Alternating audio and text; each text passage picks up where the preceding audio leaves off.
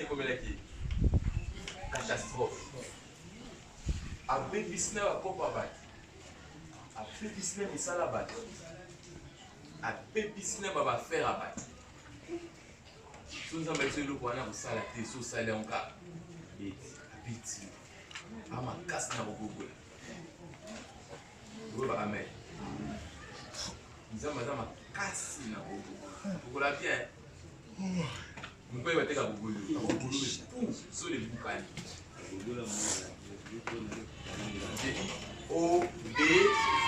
J'ai dit obéissance.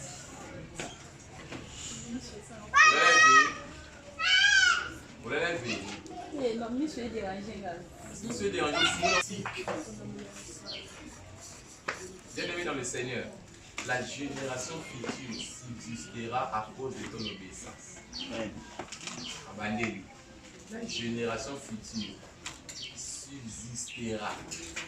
La génération future vivra, existera à cause de ton obéissance. Si Israël est Israël aujourd'hui, c'est à cause de l'obéissance d'Abraham, Isaac. La génération future subsistera. Subsistera à cause de ton. Donc, obéissance n'a biso. N'est pas la génération future est là.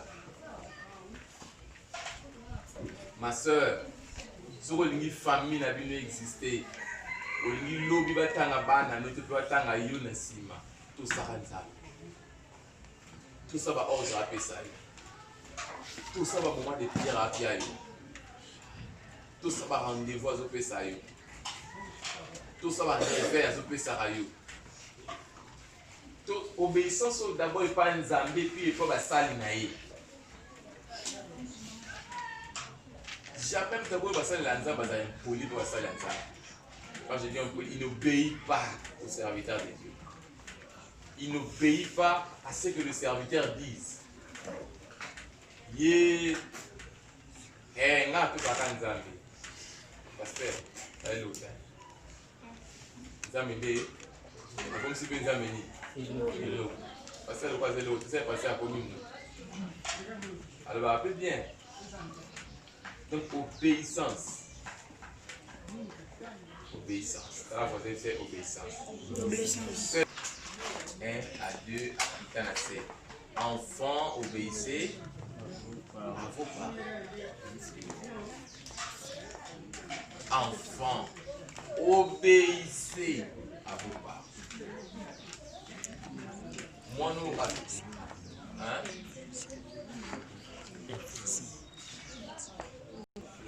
Ephésiens chapitre 6. Mon tout saka. Baboti na été. Auto ça peut passer à l'examen T. Bami va tout ça va passer à l'examen par hypocrisie. Vous comprenez non? Bami va tout ça va passer à l'examen T par hypocrisie na bandeli koloba par hypocrisie. Bon ça hypocrisie bon. Alors tout ça là tika sani. Pas tout ça. Bien aimé la lignée de tout maintenant.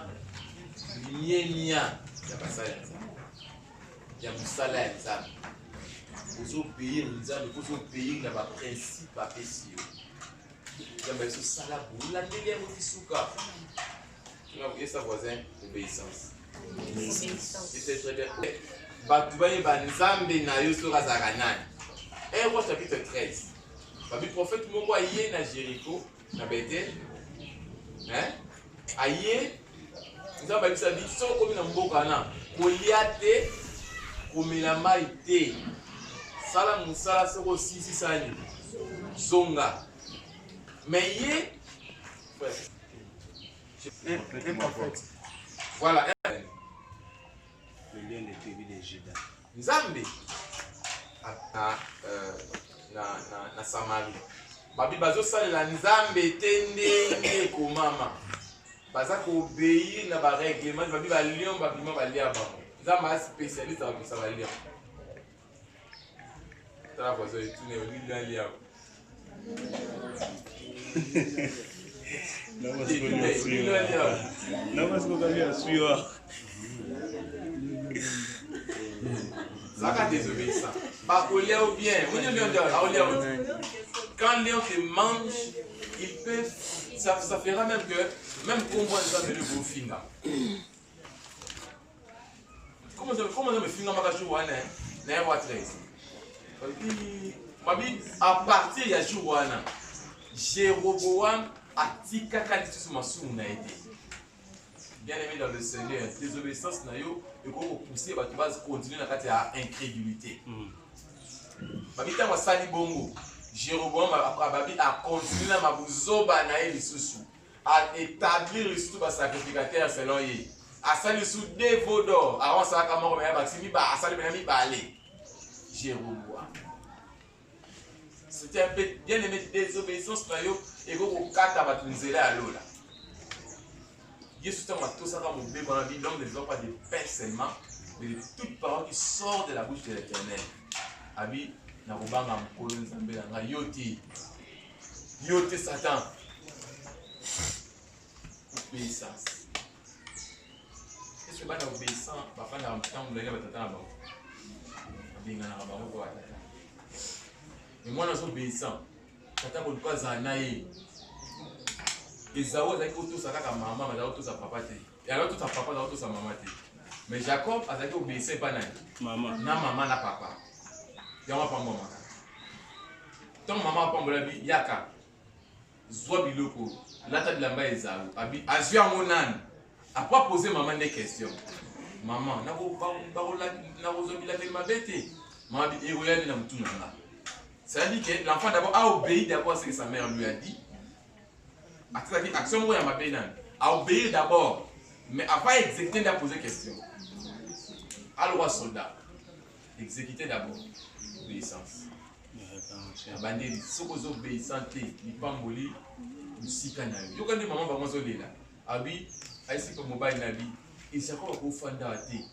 Arouba la basse n'a pas au tépo, basse les arouba pour ça tout, pas si. Ni papa m'a dit ah ok. Je vais tout ça à côté. Voilà, faut me dire que Bible est facile. Jacob, ça veut Jacob, yo au bas sur ça. Kinde, na mboka mama bino, yo zo monsi. Ndaki. Obéissance, vous allez pas voler à papa, mais à maman. Donc on va pas voler à Jacob, on va le dire Jacob soit fait. Comment on va la faire? Hein? Tout le monde moi ça. On doit en faire comme moi c'est un bail. Ça va virulent, ça va puissant. Mais comment on dit à un homme soit puissant fait comme? C'est que tant papa va pas mouler à mouler roi Adam. Amen. Papa mouler à bandeli wana va faire ça en Jacob. Il y a tout ce qu'il a fait à réussir. Et tout le monde va amen. Amen. Dans la beauté c'est obéissance. Même serviteur ancien, Genèse 24.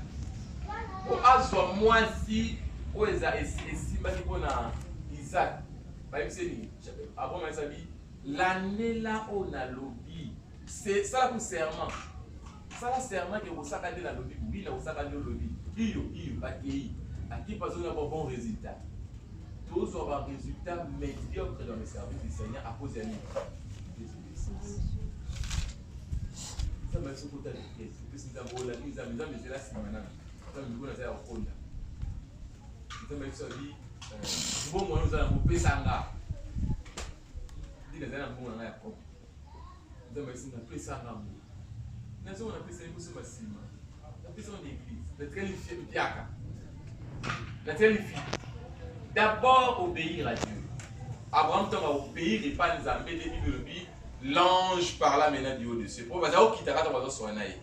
Mais je suis un ange à le défaut. Après, Abraham, écoute la parole du Seigneur. Parce que tu as obéi à ma voix. Donc, Abraham a pas de mais Jouana, depuis Jouana, ce temps qui va verser la dit, comment tu côté de ma solution sur Abraham. Mais il a béni Abraham ce jour-là. À cause de lui. C'est obéissance. Zacharie, comment va le Zacharie. Comment papa pourquoi? Zaka Denis. À tout une question. Zaka de Dodo état. À tout une question. Abi si ni ndoye. Zaka de obéi. Si ni ndoye kwa na kota. Anje se bana yo singeza o Zaka kama de ba. obéi. Abi pe na gomba. Casse à toute une question. La désobéissance, c'est la désobéissance. C'est la désobéissance. Si mais la désobéissance, c'est la désobéissance. La désobéissance. La désobéissance. Ma tour, il faut y avoir.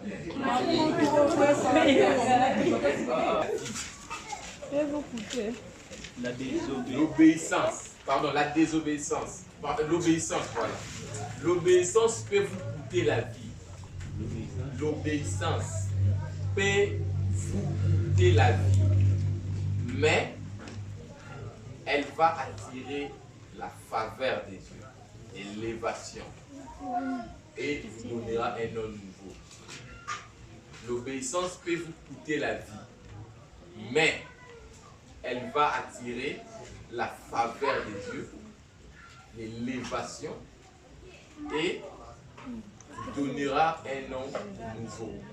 Et moi, je suis ici, moto akotosa makambo yo na opesa ye nini kombo ya sika abinga na fandi awa mpona tosaka maloba tata na nga. L'obéissance peut vous coûter la vie, mais elle va vous donner un nom nouveau.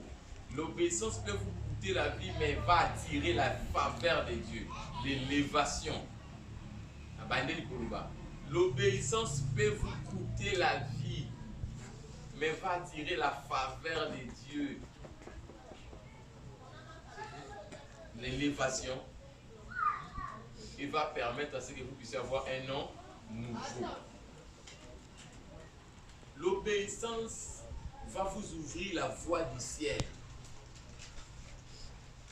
L'obéissance va vous ouvrir la voie du ciel. L'obéissance vous ouvre la voie du ciel.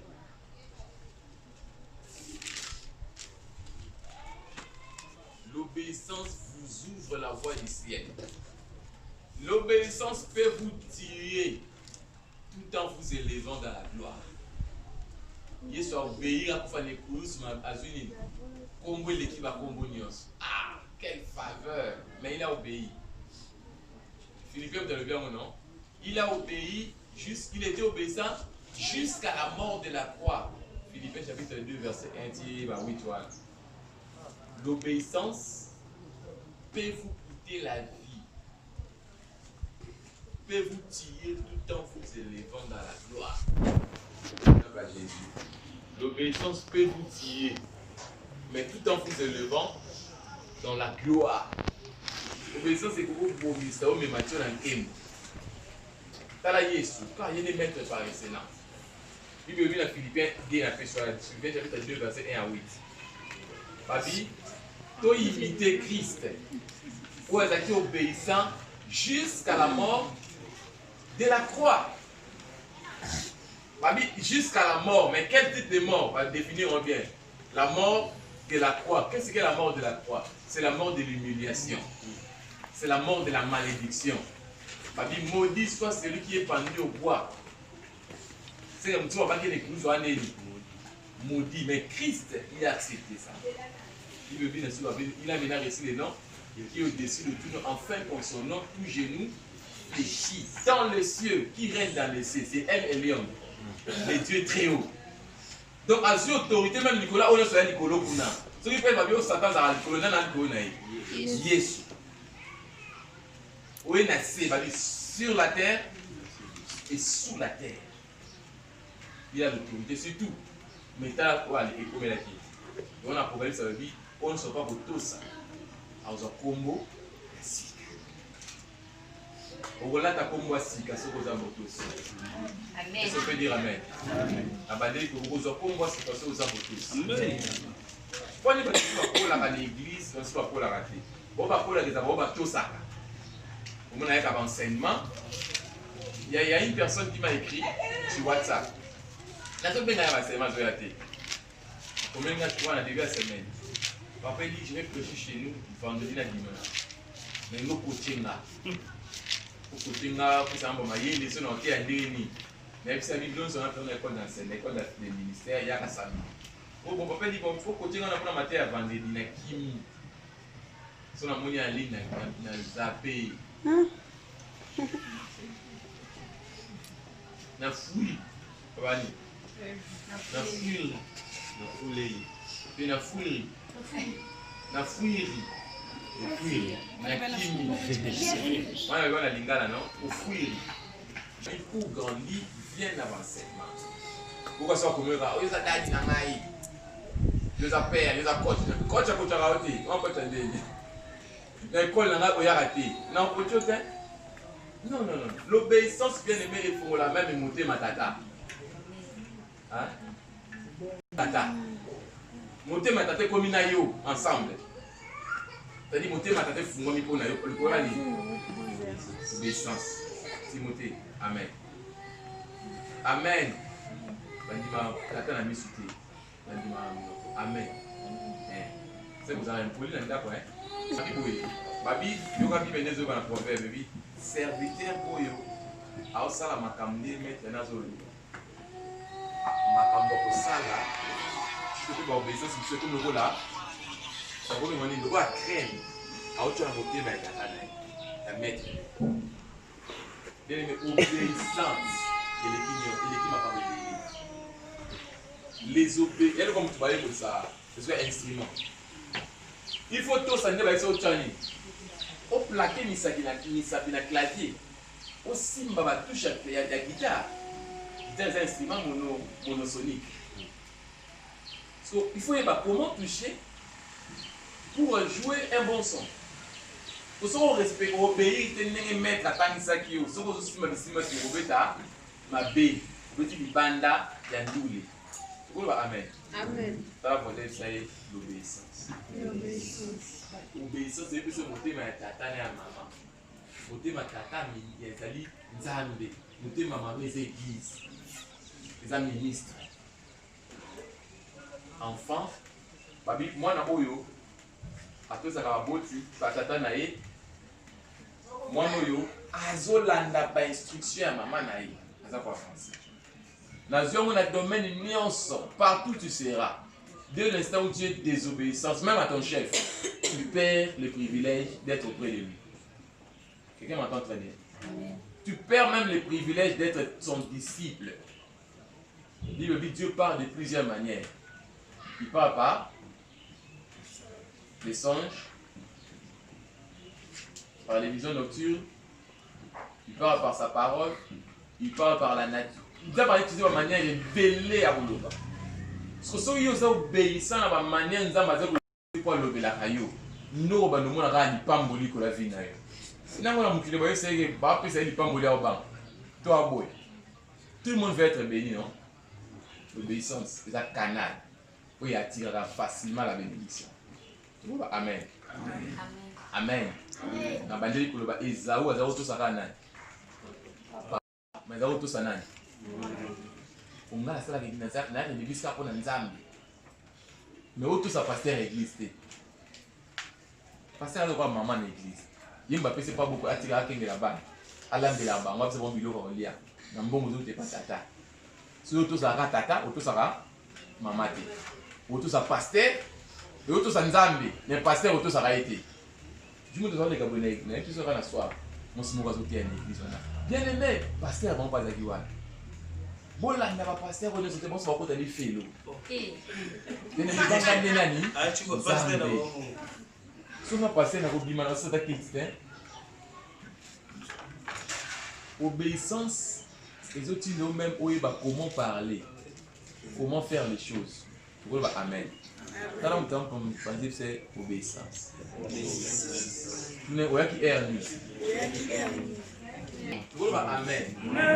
Mais ça va tout sous qui va bouiller par vous, par l'ingan déjà. On va la bouiller car on a attesté l'obéissance. Attester l'obéissance. Nous voyons le voir. On va la mettre au boyaye. attends comment la femme va réagir. À boyer, à pas passer instruction. Du boyer fait des autres dans la SIA et les femmes ont raté les hommes de leur destinée à cause de la désobéissance. Désobéissance, c'est des babans de la police. Attends, la cousine, c'est pas Jimé. Quand tu es sur une zamba élevée, l'opposition, maintenant, on a un niveau assez. Celui qui est celui qui est fidèle dans les petites choses, il le sera. Parce que les obéissants, ce qu'on a dit, madame, on te le dit comment obéissant. Non? Après, il comprend pas pourquoi oui, pourquoi les a problème. Mais est-ce que, à une conscience, que la désobéissance, c'est ça ma fille? Hein? Mais surtout, ça, les ensembles, tout fait, il y a tout comme pied. Moi, on a un Hébreu chapitre 2, verset 1. C'est pourquoi nous devons de temps plus nous attacher aux choses que nous avons entendues, de peur que nous ne soyons emportés loin d'elle. Car si la parole annoncée par des anges a eu son effet, et si toute transgression et toute désobéissance a résidé. Maman bimaki na tongo.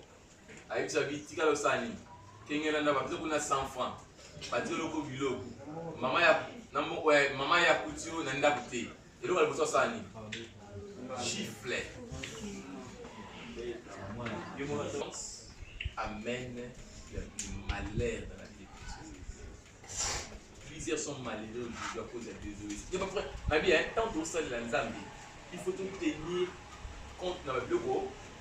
Il y a Mickey. Vous faites un peu de posa moko pour le bureau d'aller rassembler la pour la balle. Vous avez un peu de posa moko pour aller à côté à la balle. Vous avez un peu de posa moko pour la prière mine. Tout ça, même si tu ne vois rien avant seulement. Vous avez un peu de posa moko pour aller à Pesaka. Même nous devons faire la dignité. Pas désobéissant. Hein? Pas désobéissant. Là, vous avez c'est désobéissant. C'est-à-dire que l'obéissance c'est mon corps. Mais bon, on désobéissant. Je vous prie. Vous avez la dignité. Vous avez la désobéissance. Après ça, la dignité, action de grâce, à raté. Arrêter l'église, à côté de raté. Il y a aussi un église, à ça la raté. Pasteur a bien sur 8 heures, il y a le pasteur 11 heures. C'est désobéissance. Amen. Amen. Amen. Nous avons abandonné. Nous avons désobéissance à l'église. Il faut l'enlever bien. Et où tu as abandonné la bandiango banana ndako babengo banani ba impoli poli et puis ça va qualifier mon dé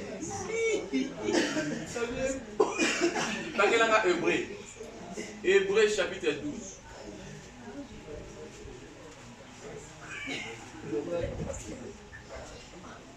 Hébreu 12 1 2 ceux qui frappent, Yemoko, Takia Sala, Zamba Eli David, Zamba Eli a 3 propositions. Soit, la bête a 3 mbata, mbata nanga, mbata ya bakuto maladie, vous connaissez. Vous avez au bêta nanga. Vous savez, Moutou, elle va bêta, on est dans ma tinte à bêta, au bout de moi. Il y a un banzete, où ils na tabernacle, nous sommes dans la place de combat. Or, vous appelez la moutte. Nous avons monté mon appel pour les Satan. Moutou. Pourquoi vous moutou? Au vent de la peine pour la haine, quand tu as monté, il peut te manger. Tant que tu as monté, tu as mis ça. Tu as monté, tu as lié. Oui, lié.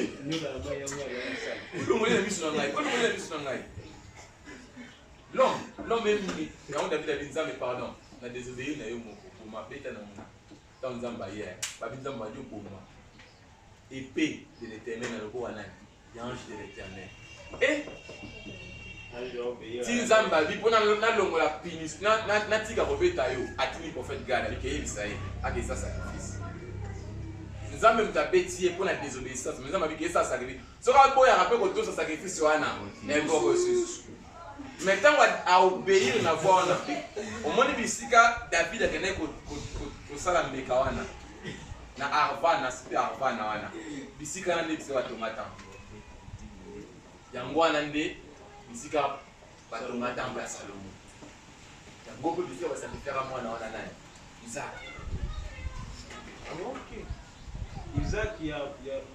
mwana oyo basakrifie wana Seulement mourira. Donc faut moi merci. nzambe ndenge aza wana yo tosi nao kaka osali mbeka nzambe alongoli kanda mais mikolo ye batongi nini temple wana c'est quoi ça c'est un lien oyo eza ebotami na nsima ya obéissance nzambe ako bomoi makambo yokomela wana teka bilamba na nyonso donc bongo wana pesa basali nzambe ako bakona obika esala eloko ngeza makambo susu mina ndilo msuda mandi kop mona bandi boy nzambe esinga yo na benga wana ba kop te kosimba te mona bomi nango na otungise te abi nzambe efe ya faute na ngamo mpona moneki mo ebubela na bilukela abi ozalaka noyo tola. Quand tu obéis au Dieu, désobéis à Dieu, tu vas beaucoup souffrir, je vous assure. Mais quand tu obéis, l'obéissance, fruit dans vos années. Bénédiction, ça c'est bénédiction de l'obéissance, ça c'est protection, ça c'est sécurité. Yo kama mama ya Jacob abi, yo mwana tosa mongo na ngai. Soki papa na ngai lakila yo eye banani. Et que sauter yo yé pas nanga. Donc obéissance et ça pour ça est comme un ouvert. Bien aimé, malédiction tu peux avoir sans effet. Même chose à un effet. Mais par obéissance tu peux rendre une malédiction sans effet. Quelqu'un m'a compris bien? L'obéissance. Moi ce n'est pas pour toi, c'est une relation en train de ça là on va s'arrêter. Parce que moi je n'ai pas besoin de désobéissance à ordre na piaka. Na baka pour mutu ça azongela misa fa ni aya église na ni aya église avant kaka bibali mbato saka oya avant on peut mbaka aussi un groupe pardon donc on peut ça aussi mais comment on peut bérir là bon nous bato bérir 5 bon appeler pour la base on makasi l'obéissance peut annuler une malédiction quelqu'un m'entend très bien et pourquoi annuler même malédiction mon bouwana na par exemple mon corps papa moko apesa un exemple na bita on est jeune aotanga sokola amati humanitaire le mot secondaire wana baseki ba belge batansa bango auti obeta bale azongi fatigué monde bapavenu ezala na ndako na libanda wana na baveranda wana afandi so maa bango aye abi mpo na yango afandi boye azwi ebonga azwi ebonga bambe na motu abi wana nani na kobeta yo ata boma bango mama tena kasi lokwana na bi ezanga ndo lobeli ikanga na sona mama asina baninga bapoza ina kuna so bazui ni ba conduire nos ya grande les grandes vacances non so OK grandes vacances orienté pas dans métier OK ma formation ya métier ti classe saison à septembre wana yes koyo ba deux soir que les ba boya yi ba deux soir ba ni classe parce que pour ta na ba cours yé ba lingo ya mbaete alors na télé de la victoire parce que pour ya mbaye azonda mama moni na kenda su classe pa OK classe pour ani les fois so na kota munde na linga kota ma ba ba yi pour ndo yo kati aya suka ka mun ka liza balami mbabola ndetsa la no azika pousser ya mbabola aika na tiena lipika ça ici comment kinga susu le billet de ma classe ma salle des semaines en classe le baquet peut yo tu mais ça OK bazo zo senda maman ta sorcière qui a entendé azay pela kindokité mais a déclaré kaka kende lobiki préfère de tout noyer où étais-tu toi vraiment pourquoi nous allons rabouiller toi tu es intelligent de côté kendo yo que va patiner na scientifique comme à l'époque on parlait faculté scientifique. Pour orienter dans 5e à ça la biologie chimie. Mais comment se fait-il où tu vois? Malédiction tu vois? Parce que à banquer ma maman là-bas. Tu voisin. Ma famille quand même quoi.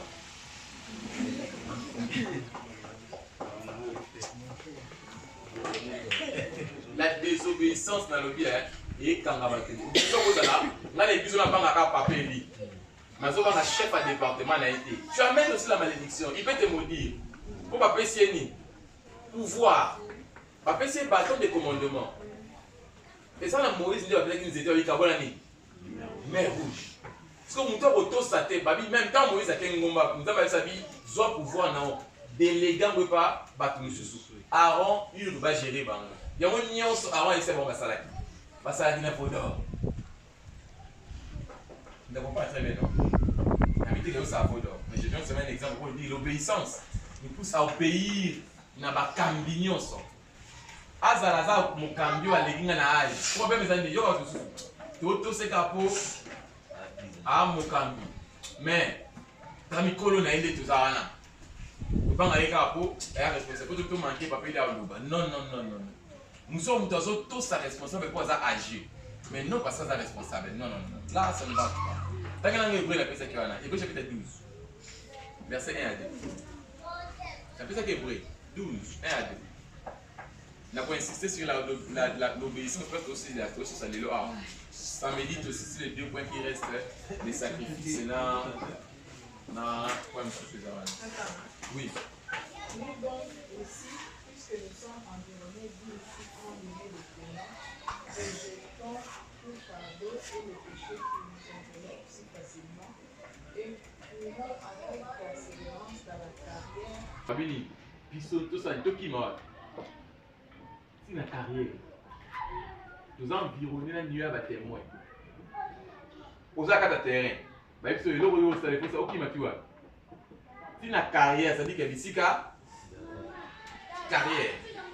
Ici, on va faire mine ça.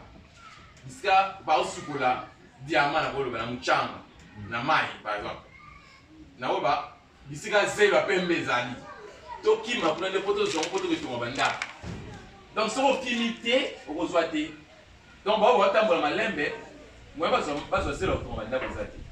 Nakata carrière, au bout de or, au bout de diamant, au bout de biloko belé, parce que pas il faut ça aller. Au courir. Tout se dépouiller, n'a pas besoin pour envelopper, mais c'est comme péché. Donc, nous ne pouvons pas dire que péché, c'est comme ça. C'est l'enseignement. Azobéir nanani. Na voix ya nzambe. Abi to longola péché de ko enviko kanga biso 2. Botala bien. Puisque vous allez voir vous environner na ba témoins. Ba témoins ça ba nani? Ba héros de la foi. Ba Abraham, ba Abel. Au plus souffrant doué. Au moins la valeur va le plus ça pour offrande ça ni. On dirait ça va le aller offrande notre vie. T'es la belle. Quand tu l'appelles offrande ti le ça ni. Et écrit. Donc offrande na yo, il va ni ouette. Ah, la belle. Ok, mais autant que héros de la foi, ma comme là bas, mon sœur, yo paye un jour et ça ni. Et comme on va encourager, mais qui m'a Abel Pesara, voilà, on peut ça, mais ma maman écoute ça, ma ça wana. Mais offrande neganga. Nani sous héros de la foi. Bah David, Asal Kamboua, télémilé pas le déconner. Yo la petit, Dieu a pas orgueillé David. Non, je sais ce que je suis en train de faire. Yo puisque vous savez le logo c'est le simité, le logo c'est le simité, le logo c'est le simité. Est-ce que tu as obéi à la voix de la parole? La vie totale va témoin, va environner biso. Ah, David est comment quoi? Ça va être fort rapidement. Là peut faire qui? Mais ils sont des Nokima. Ils sont peut dire amen. Même si ça ne marche pas aujourd'hui, pour seulement. On peut dire amen. Amen. Ici quand tant que comme la carrière nous dit ceci. Tant que les hommes ont ici, mais ça non comme la carrière. Soit au Kima, soit au Tambola, soit au Défi Mutuka. Parce que dans le bébé Kima, que des fois Mutuka, que des fois Véloté, amen. Que des fois cheval, pour emprunter. J'ai le mot la gagne ça dernièrement. Il n'a pas comme la monnaie ça dit ça rambo. À côté déjà oui, il n'a pas comme la dit ça a dit ça rambo. Mais effacé. bayebisi nga mtima wabi kosala yango na mbongo ya motu te sala yango na mbongo na yo moko na defa mpo nazoluka mbongo ezomona ya te na defa nazongisa ye soki nasala eloko wana après so nazwi mbongo mais singa ne le fait pas nakoti ya plusieurs reprises mpona komela mais ezoboya ndina kobeli na voix wana peut-être so na défi ekoti ya compromission na eloko na ngai nasomba Dieu c'est un Dieu qui honore notre obéissance. On peut dire Amen. Est-ce qu'on peut dire Amen?